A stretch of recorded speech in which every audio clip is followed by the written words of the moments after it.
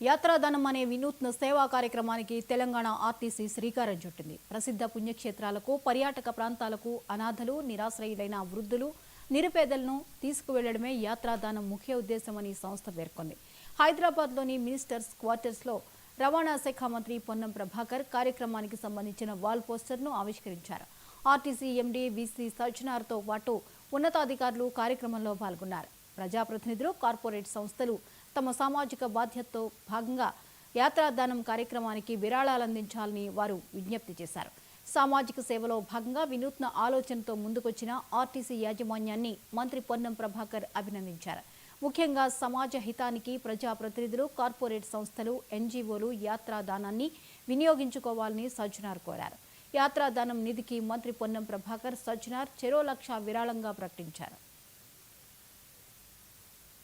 తెలంగాణ ప్రజాపాలన ప్రభుత్వంలో అధికారంలోకి వచ్చిన 48 గంటల్లోనే మహిళలకు రాష్ట్ర వ్యాప్తంగా ఉచిత బస్ ప్రయాణ సౌకర్యాన్ని కలగజేయడంతో పాటుగా వారినే యజమానులుగా చేస్తూ మహిళా సంఘాలతో బస్సు కొనుగోలు చేసేటువంటి వ్యవస్థను తీసుకొస్తూ ఈరోజు రాష్ట్ర రోడ్డు రవాణా సంస్థ దేశంలోనే మొట్టమొదటిసారిగా యాత్రాదానం పేరు మీద అంటే అనేక రకాల వ్యవస్థల లోపల అనేక రకాల దానాలు జరుగుతున్న సందర్భంలో టూర్లను స్పాన్సర్ చేస్తూ అంటే ప్రయాణ పిల్లలకు సంబంధించి కావచ్చు, లేదా గ్రామాల్లో ఉన్నటువంటి వాళ్ళను దైవ దర్శనాలకు సంబంధించి కావచ్చు, పాఠశాలలకు సైన్స్కు సంబంధించి కావచ్చు, ఈ విధంగా రకరకాల టూర్స్ను స్పాన్సర్ చేసే ప్రోగ్రాంకు ఆర్టీసీ ఈరోజు ఒక రూపకల్పన చేయడం జరిగింది.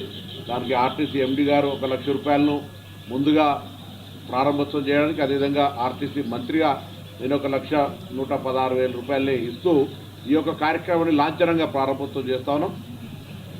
పెద్దలు ఎవరైతే కొంత దానం చేయగలిగి లేదా కొంత వివిధ సంస్థల్లో పనిచేస్తున్న వాళ్ళను వివిధ ప్రాంతాలకు పంపాలనుకున్నటువంటి వాళ్ళు ఆర్టీసీ సంస్థ దగ్గర ఉన్నటువంటి వాళ్ళను సంప్రదించినట్టయితే ఆ సంస్థ ద్వారా వాళ్ళకి ఆ బస్సు సౌకర్యాన్ని కలిగజేసి అందుకు సంబంధించిన ఛార్జీని డొనేషన్ రూపంలో తీసుకునే ఈ కార్యక్రమం యొక్క రూపకల్పన, దీనికి యాత్రాదానం అని ఆర్టీసీ తరఫున ఈరోజు హైదరాబాద్ చిక్కడపల్లిలోని సెంట్రల్ లైబ్రరీ దగ్గర ఉద్రిక్తత